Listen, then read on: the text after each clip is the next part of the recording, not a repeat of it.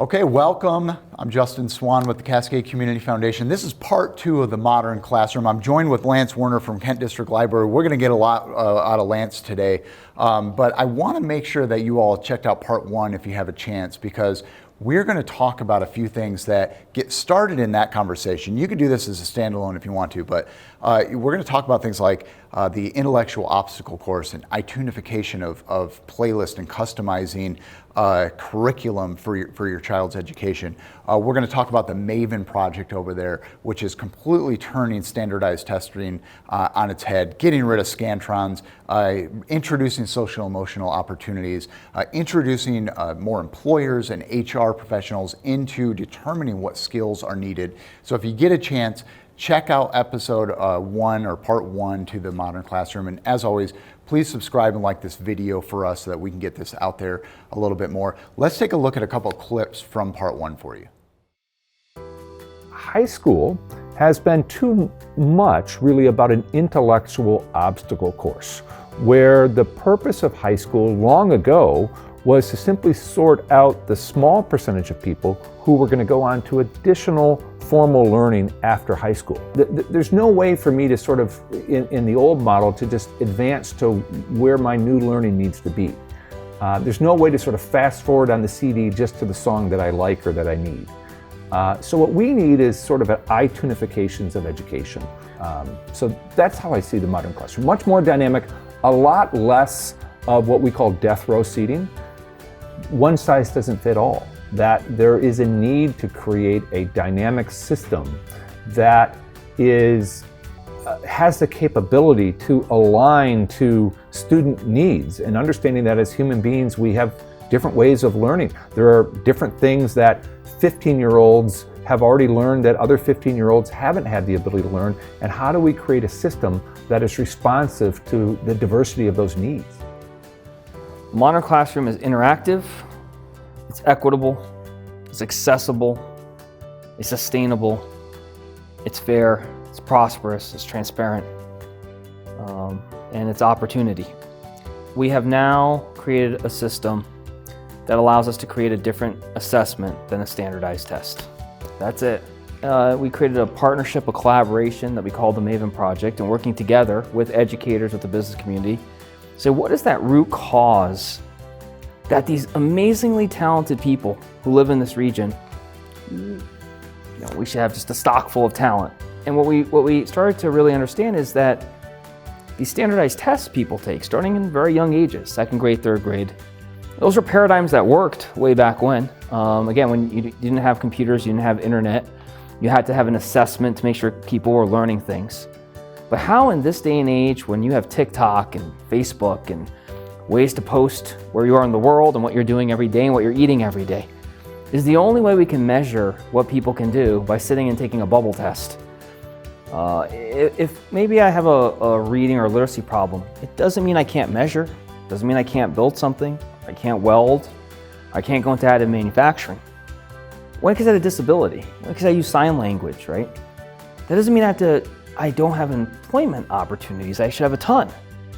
But we don't have a system right now, or if I'm an immigrant and I just came to this country, maybe English is my first language. That doesn't mean I can't do computer science or engineering, or I can't even speak my native language. I have no grammar problems, but we have no way to capture that and assess that. Okay, so you just saw a little snapshot of what happened in part 1 of the Modern Classroom there. Lance, give us your thoughts overall on what both Cy was talking about and what Dan Beam was talking about. Well, I really appreciated both of them. I mean, they came from slightly different perspectives, but there was a real recognition that there needs to be more stakeholder input. Education should be customized. It should be convenient. That the sort of old thinking of standardization and kind of a rigorous curriculum where we're trying to use the same cookie cutter for every kid is really ineffective. And it's really not serving the students well, it's not serving the employers well, it's not serving families well. And that if we want kids to be successful, really successful, we have to meet them on their own terms. Yeah, and probably the OG, the original customizer of education are homeschoolers. And we're in a big homeschool community here in Grand Rapids, Michigan. For those of you who are watching that are interested in homeschool, you're going to hear from a couple homeschoolers, but you're also going to hear from North Point Christian School. They had a hybrid program that included homeschool well before COVID. It's bursting at the seams, so you're going to hear a little bit about that. And then we're going to wrap things up with a conversation with KDL. But we're going to go to both Brenda and Heidi right now. They're going to talk a little bit about their experience in the homeschool curriculum and how that's worked out for their family.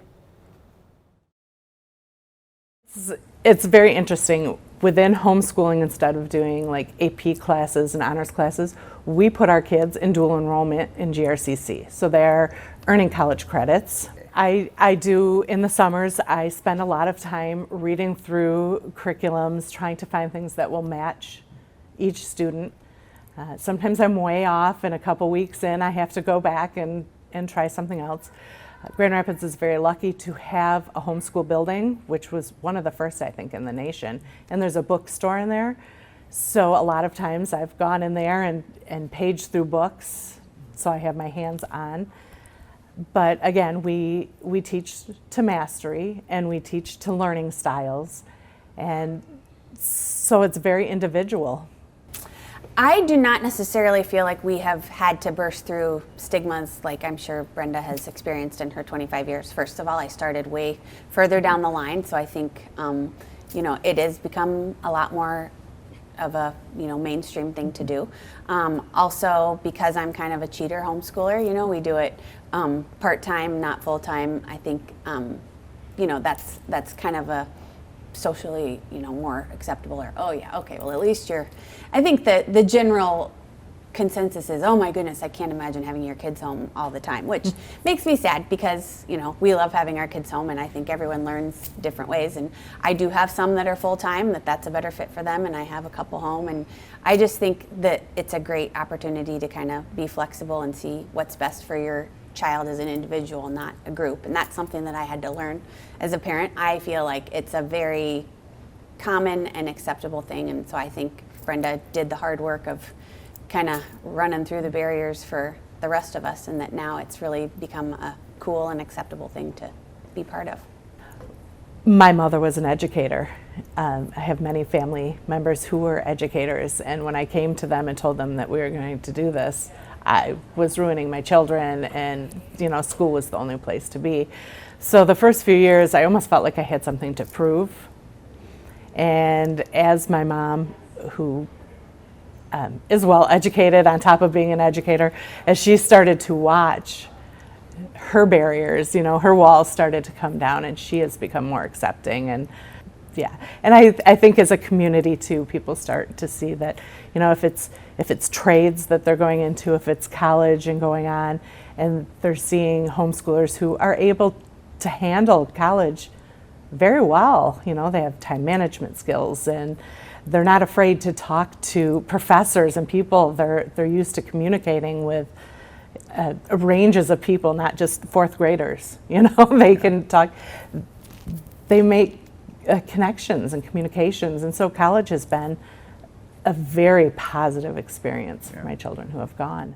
So to me, the benefit of a hybrid program is really just the opportunity for kids to still kind of get the traditional school day experience a little bit, but also be able to combine that with increased options at home and flexibility with teaching and things that you can focus on those home days. I had a few kids that went through early elementary somewhere else and noticed that some of them did never learn how to form their letters properly, and had some syntax and phonics things that just kind of had gotten missed or skipped over, and like Brenda said, sometimes they just keep trudging ahead, whereas with this hybrid program, we can do the curriculum and follow along with the rubric for the class, but also be able to kind of circle back on things towards mastery that maybe in a typical classroom setting would just be forged ahead and kind of looked past. So, and as far as technology goes, I struggle with that because I don't love them being on technology all day, and that's one thing I've been, through COVID, was super grateful that we had this hybrid opportunity because it was already developed and in place before that, and there are things that are done through technology, but there's a lot that's still books and reading, and even worksheets and things that I like because I don't want my kids staring at a computer for 7 hours a day, whether that's at school or home. I think there is so much talk about devices and use of devices, and I think everybody wishes somebody knew the right answer, and I don't know that we know it yet. I think that technology is such a gift and such a curse, and I feel like the research is continually evolving on the effects and the long-term effects. I think initially when technology came and began to, advance and develop, people were just so excited and wow, how easy that my kids can do all this on a, I tell my kids what a Scantron was and their minds are blown that we had to, match the numbers and fill in the circles. So obviously there's lots of benefits, but it will be interesting, I think, to see just the continued use and productivity of it in regards to how it's affecting kids long term. And like I said, I just don't think we know the answer to that necessarily yet. Okay, so you just heard from Brenda and Heidi, two homeschool parents, completely different models that they're doing, but we really wanted to bring that to you because I know there's going to be a lot of people watching this that are interested in homeschool. Everybody's been exposed to it, Lance. We've all been exposed to having to homeschool. Parents have become teachers. I think that's why there's so much ingenuity coming into here. And God bless those parents. It's really hard to be a homeschool parent teacher. Yeah. I mean, it's really tough. And you're right. I think there's a movement that way, of course, and then I think the COVID crisis pushed a lot of people into that. Like I said before, in the earlier segment, I have two kids that aren't homeschooled, but they are going to school remotely. And probably, they liked going to school remotely so much because they were able to customize everything. I would imagine both of them will end up finishing their education remotely. Yeah, and when we talk about these students and mastery, it's been a theme through this entire thing. But we talk about mastery, and that's like Brenda really hit on it. Yes, like we wanted to make sure that we had kids mastery, and she had the most highest barriers because her mom was a teacher. So she's telling her mom, I don't want the traditional sense, right. But we want our kids to be able to master certain things. And that's kind of like this badge, and we hear about it in episode 1. Dan Bean from Forest Hills Public Schools talks about this, kind of Cub Scout mentality of mastering something, getting a badge. You probably run into homeschooling at the library quite a bit because it's such a great resource. How is that playing? How is this mastery playing in? Well, I'll tell you, the library loves the homeschoolers. I mean, the Kent District Library supports a lot of homeschoolers in the area, and we help with the mastery by providing resources that are needed because everything's very dynamic in education. And if you're a homeschooler and you're moving on to a new subject and you need resources, I mean, the library's for you. If you need to come into the library to use it as a classroom or use it as a creative space, the library's for you. We just absolutely love our homeschoolers, and we see a lot of them, and a lot of them utilize the resource, and we're just dedicated to that. Heidi brings up a really good point. So Heidi, we got into a conversation about devices and technology, and because this is the modern classroom, I was thinking, oh, well, this is going to fit in extremely well. But she threw up a caution flag there, and it really struck me because she's right. But the research is still out there on devices, but I think just like me with my 3-year-old, I'm trying to keep a device out of his hand as much as possible. But with the way education is going, that's going to be harder and harder to do. Truly. And it seems like every kid almost has a cell phone now, and devices are everywhere, and it's just become part of who we are. If you lose your phone, I mean, you feel like you're naked. Kids are going to be using their phones and their devices to access education, to access schooling, to access materials, all of it. I think we need to recognize that. At the same time, I think that there's a danger with being too engaged. Yeah. So one of the concerns that I have with respect to this sort of new, dynamic with everything is electronic, everything is remote, everything is, device driven, is that we're starting to lose the ability to talk with one another like we are right now. And I think that social skills are really, really important too. So I think there needs to be a balance. Well, and there's a nature component to that, and we're gonna get to that a second with Karen Vandenberg from North Point Christian School. She talks about how nature has kind of infused itself back into their school. But I did want to touch on another thing that Heidi mentioned, which is this whole idea wrapping around whether or not the hybrid model, the full homeschool model, the full traditional model works for you. It seems that at least her family has found a balance. She has some kids that are fully in the classroom. She has a couple kids that are fully hybrid. Yeah, and I think it's what we're talking about through this whole series is that, Everybody is different. It doesn't matter if you're part of, you're going to be different than your brother and sister and your siblings. Every single person is an individual, and everybody learns their own way. And so there isn't really a good cookie cutter approach to handle education. And I think traditionally, it's always been about what's kind of, how do we sort of manage and test and measure students, and everything became standardized. And when everything was standardized, it was easier to administer, but the educational components that really helped kids be successful, the idea of customization, learning your own pace, learning your own style, were lost. And so my concern was, in that situation, is that you lost people. There's a lot of people that are really talented that were disenfranchised, and I think that it really does my heart a lot of good. The homeschoolers are recognizing that. I was inspired by all the interviews. Yeah. Well, talk about inspiration. Next up is North Point Christian, and we've got a great elementary grade school principal, Karen Vanderberg, who's going to talk not just about the model that they've introduced, which they introduced pre-COVID, and now it's bursting at the seams. Good luck getting in, by the way.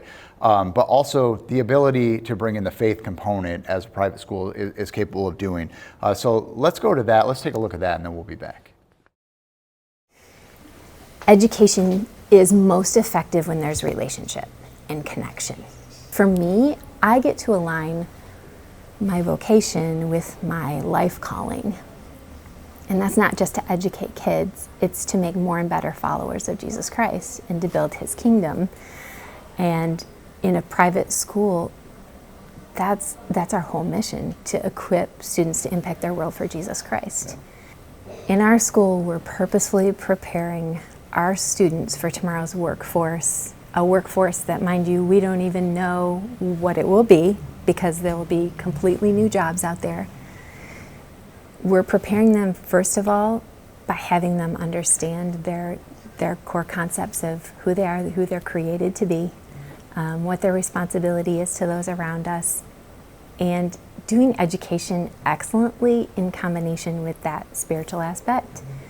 Because we're at the foundational level. Preschool and elementary, you need a solid foundation. You can't just jump into outreach, right? You have to understand who God is. You can't just jump into, calculating all your grocery lists. You have to understand number sense and operations and all that good stuff. So we want to do the foundational skills really well, and we want to help them develop in character very well. Yeah.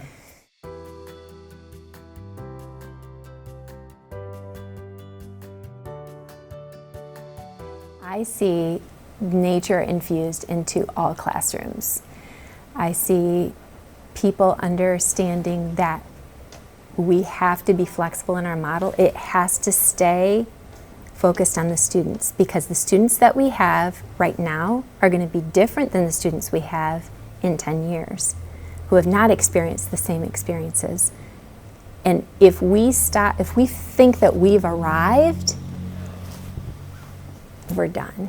Yeah. There were some programs like Nature Preschool that we had started before COVID, and it had started in a manner that was thriving. Like, we had a lot of students, people caught on to the idea, they thought that was great, and then it started to dwindle over a couple of years until we had 6 or 7 students, and we're thinking, how do we continue to grow this? It's a great product. There's a lot of research that says being outside and making connection with nature helps build neural pathways and helps ground you and develop executive functioning and problem solving skills. How do we get that message out there? Yeah. And what we saw happen during COVID, partly through conversations with parents of what's going to help their child be fully healthy and whole as a human being, not just a learner, was being outside. And we started to see our nature program bloom and start to bust at the seams, where we have to cap it now. People can't get in. And so we have a waiting list. Our English preschool program, our Spanish immersion preschool program, great quality programs. But suddenly, throughout COVID and people having time at home and being encouraged to get outside because they're having so much screen time, re-emphasize the need for outdoor and connection with nature. So what we've found over the last year in particular, when we're coming back and we're all in this mode of looking at what students need, because we're caretakers of students overall, their whole being. They spend more waking hours with us than they do at home. So where's our responsibility to make this an environment where they thrive?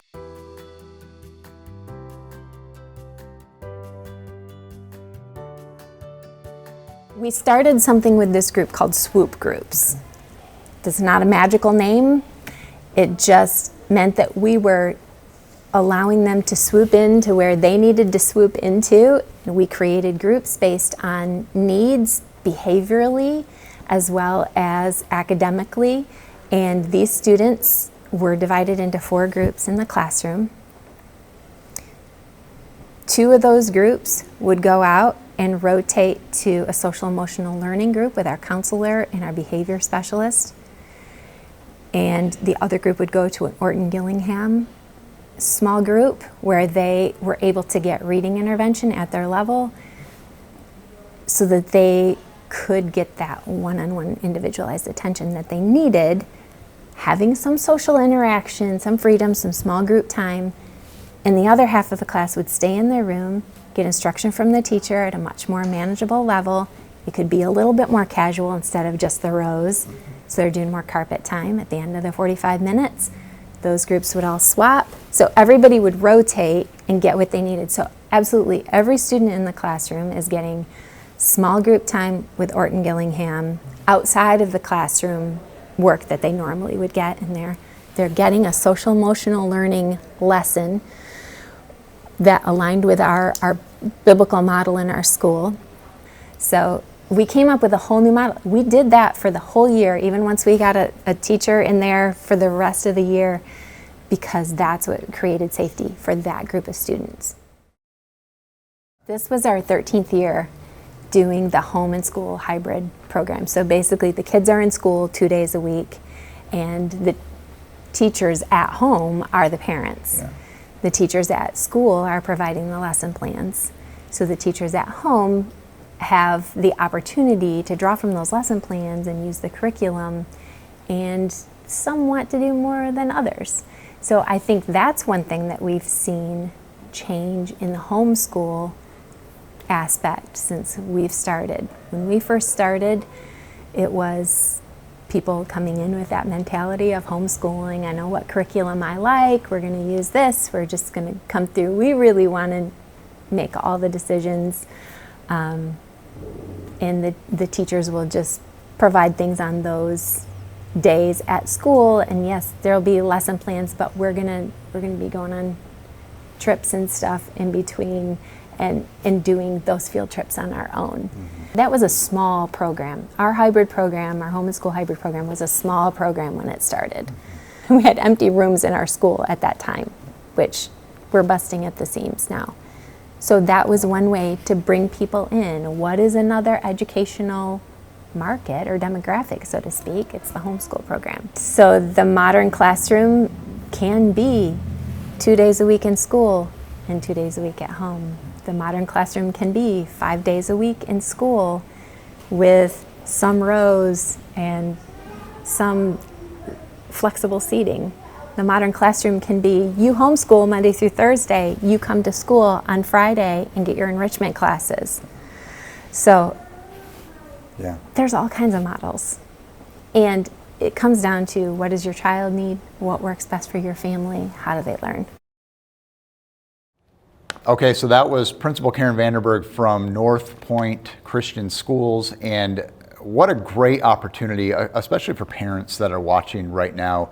As you're assessing public schools, parochial, private schools, homeschooling, all these different options, I thought it was really important for her to bring in some interesting elements. Where I want to start with this, Lance, is she hits it right off the bat, and what COVID did was allow parents and teachers to realize the importance of nature. And she references it, not just being outside and playing soccer, but truly being in nature, getting into the woods. As parents were trying to find ways to expose their kid to education, the natural thing might be just get into the forest. And they were doing that there, Yeah. and parents were just adopting and embracing that, so much so that they're dividing or they're developing curriculum around it. Yeah, I think it's so important to have kids engaged with nature. I'm a big outdoorsman myself. I do a lot of outdoors stuff.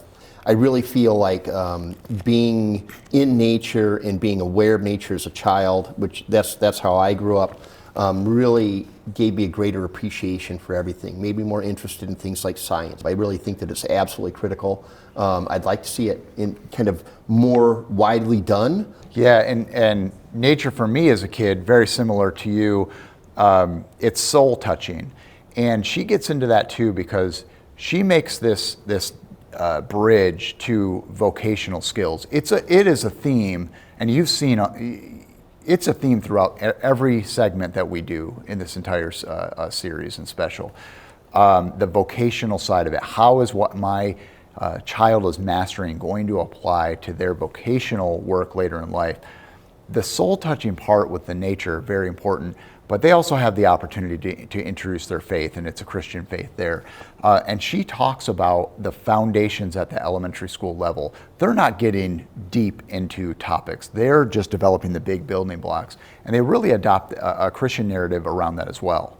Yeah, I think that's great. Again, it goes to the overall theme of customization, and I think all of these different segments and all of our speakers recognize that everything needs to be customized, whether it's incorporating, trips in nature or incorporating your religious beliefs or whatever it is. Yeah. I think that anything that helps that kid learn better and have a greater understanding and have a chance to be successful and feel supported is a win. She came right into and talked about swoop groups, and just so our viewers at home know a little bit of the narrative behind that, but because of COVID, we were losing teachers. Some teachers were like, I'm not going to be a teacher anymore. I'm not doing this. And so they lost some teachers, and they had to find a way to really incorporate a hybrid model internally to educate kids without overdoing the classroom. There was a subset of kids that really needed a little bit different of a touch. There was a social emotional side. They didn't learn quite the same way that a lot of the other kids learned. This strikes me because that was me. I really struggled. I was itching in my seat. I had things going on at my home that were interrupting my school. Yep. So they put together what they call these swoop groups, and I thought it was wonderful because they're switching things up, every hour, whatever it is, to the benefit of these kids. Some kids were just going to stay in the desk and they were going to learn the traditional way, and that works, and that's fine. But other kids couldn't do that, and they were able to, on a dime, adopt, adapt, and figure something new out, and it's something that they're fully incorporating now. I think it's amazing. First of all, well, I'll only back up. First of all, great name, Swoop Yeah, Group. yeah, Come on right. now. I mean, that's money all day long. Yeah. I'd trademark that if I were them. Second of all, I think that I find it very inspirational because it's apparent to me that they're really making a conscientious effort to kind of address all the needs. It's not just strictly academic. Recognizing that people are systems too, and we need to address all the needs of the system if we're going to be successful. Yeah. For North Point, because they had a hybrid model, because they have their own homeschooling curriculum, they kind of have a leg up when COVID strikes because they already know how to do this. I think what they weren't prepared for is how demanding, how much of a demand that curriculum was going to be. And these hybrid models started coming out, and Karen talks about it, and the viewers saw this. Karen talks about how a lot of homeschooling really was, I know what I want to teach my kid. And then they go through a couple weeks at North Point, and they're like, well, wait a second. You're doing that, and I want to be a facilitator. I don't want a teacher. Right. I want to be a facilitator. Right. And they were able to bring in this hybrid model where it's 2 days on, 2 days at home, and then Fridays off, and usually the homeschoolers come together and do something. Are you seeing that a lot in the library system, where there's this adaptive kind of style? Oh, absolutely. I mean, and one of the wonderful things about working in the public library is that we're the most dynamic sort of governmental entity that there is, and we have the ability to adapt and flex to meet our folks' needs, no matter what they might be. And meeting people on their own terms is a huge thing for us. And we do have people that come in and kind of do a similar rotation on our own, homeschoolers and other folks. Even people that are in a work environment that might be working remotely use it, the library space the same way. Okay, so once again, check out North Point Christian. We thank Karen Vandenberg for being a part of this. Up next, we're going to bring this home with Lance and his team at Kent District Library. Holly Goulet from the East Grand Rapids branch does a wonderful job of truly demonstrating exactly the role of the library, because it's not something that you knew was already there, but they've been doing it this whole time, pre-COVID, post-COVID, they've always been doing it. The library's been right there as this foundational structure that has been adapting. They do it great. So let's go to Holly, let's take a look at her interview. It's exciting to come to the library. It's not that just book place, you know, it's a vibrant play, like the teens are there visiting. It's a destination for parents to meet and mingle with other parents and for their kids to have those social interactions. It's a place where you can just relax in a corner, you know what I mean? We have something for everybody, and it's fun, it's exciting. The spaces have changed. The books maybe have been more spread to the edges, and and we have these centers that are great educational opportunities.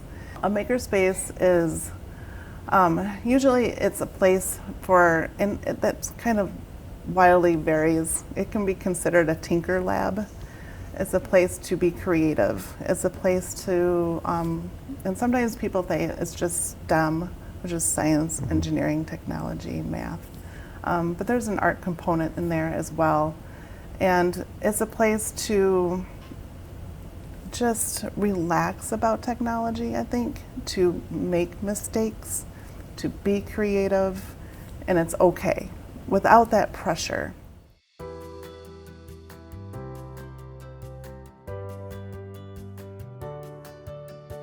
We definitely love to partner with the school district. And I always see us as the revolving door to that relationship. And I don't know, this kind of plays on the modern classroom. And this is kind of how I see us fitting into that circle. I see, like, in the modern classroom where they have your islands of classrooms and doing projects with the teacher. But I also see there's an importance of a school library in that building, where maybe that is the makerspace, where the teachers can bring their teams into that space for extended learning. Now, where does the public library fit into that space? Why? That's where I feel like we're the revolving door, where parents can bring their child to use the same materials that they find in their classroom or in their makerspace, but it's at the library and it's very accessible.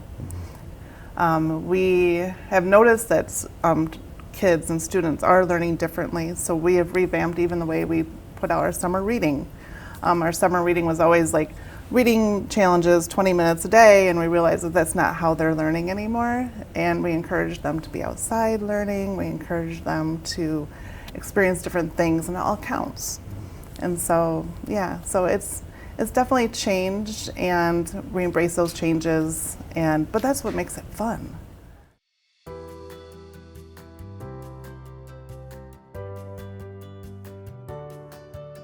So Cabrera just hit his 3,000th hit. Okay, so he's on a very short list, right, of how many people have done this in MLB history and baseball history. And if you know Cabrera, he came from Venezuela.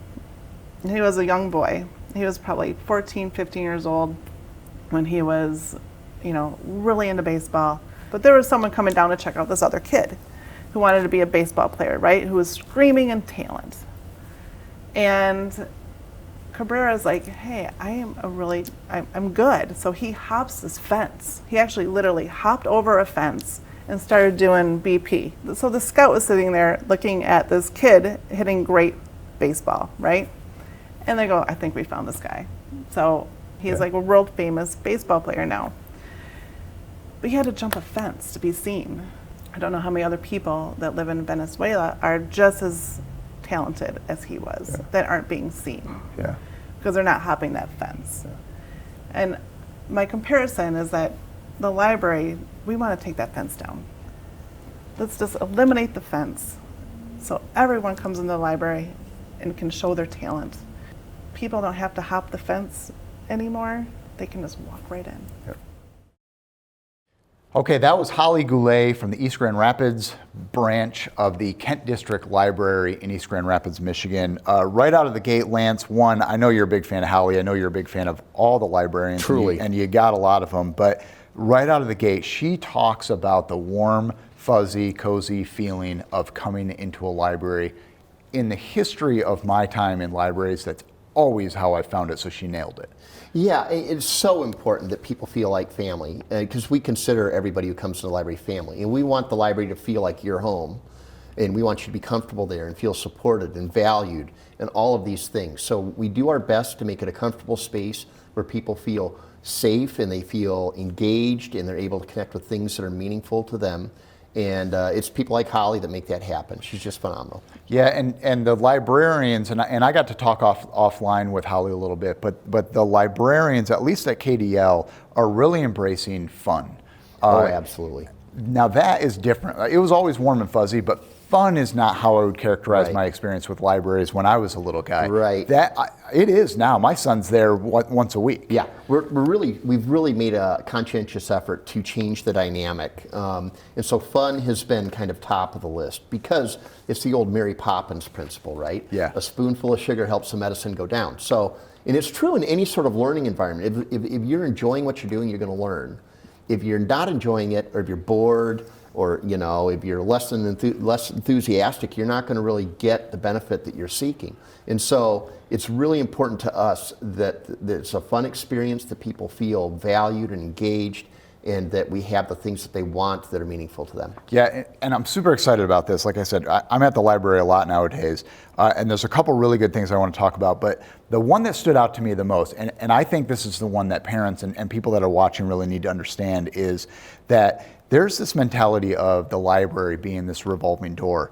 And the way it comes in, it's really about the child being able to use the same kind of materials that they are learning from at their library in their school or from their teacher in their school. Yeah, absolutely. That is a collaboration, Lance. Oh, truly, truly. And, we are really interested and work hard on collaborating with the schools and supporting the curriculum of the area. And we want to make sure that those materials are available, because when the child leaves the classroom or leaves their homeschool room or wherever they might be in summertime or whatever, they come to the library, and we want to be able to make sure that there's no summer slide or anything like that. We want to make sure those kids are engaged. We want to get them involved in summer reading. We want to make reading and literacy part of their familial culture. Ideally, we can have the whole family come in and connect with things that are meaningful to them. Yeah, and you talk about space making, and we talk about this a lot, and it's constantly adapting, and this is what I was alluding to before, because you guys have been already doing this, and I don't think people were talking about it as much as they were noticing it, certainly, but now space making is so important for a couple of reasons. The first one being, you're seeing, and Holly talks about this, you're seeing the books make their way to the edges. They're always going to be there. Right. But in the middle are these centers where you're getting ingenuity, you're getting collaboration, Right. you're getting sciences and math and technology. Right.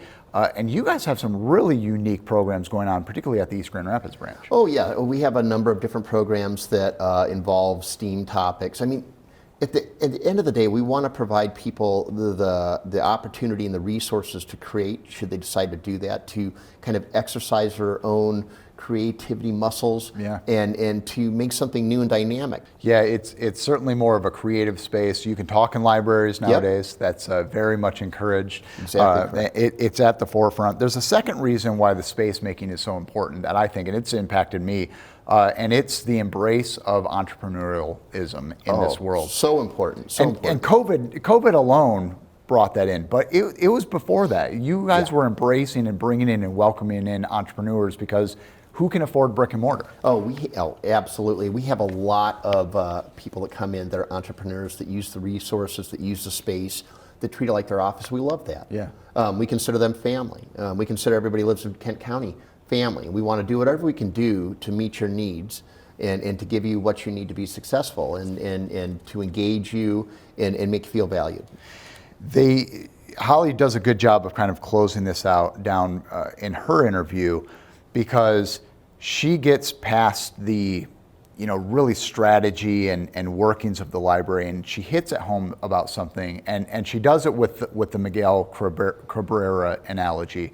And for those of you that don't know, and there's not going to be many, but Miguel Cabrera is a Detroit Tiger. This kid jumped a fence and grabbed a bat and starts hitting home runs, and he becomes a Hall of Famer. What she drew that analogy to show how the library is there to break down these barriers, to tear down these walls. Absolutely. It's our firm belief that convenience is everything, and that we want to meet people on their own terms and be dynamic. It's our goal to knock those fences down, to meet people where they're at, to transform their lives in a way that they want, and to lift them up. Yeah. Well, Lance, we thank you for being here. Thank you. You've been a wonderful partner in this. To hit this home, and this is really what I want viewers to be aware of, is that there's a lot of different ways to raise your kid and educate your kid. Every one of the people that I talk to talks about this, and the library's role in this is that they can facilitate all those ways, whether you're in a public school, a private school, you're homeschooling, whether you want to enhance what they're learning at school, you can come to the library and get that. So I just applaud it and the work that Lance and his team has been doing. Thank you. Good. Well, thank you all for joining us. Once again, make sure you subscribe and like this, share this with your friends. We need this to get out there to teachers, and it doesn't have to be teachers just in Grand Rapids, Michigan or Kent County, Michigan. This is a global thing. That's the benefit of having YouTube. So please take the time to subscribe. Please take the time to share that right now. For those that want to learn more about Cascade Community Foundation and the Q&A live stream series that we produce, check out CascadeCommunityFoundation.com to do that. We are a nonprofit, so please feel free to make donations. All of those dollars come into producing wonderful programming for you, just like this. Once again, I'm Justin Swan with the Cascade Community Foundation. Thanks for being with us.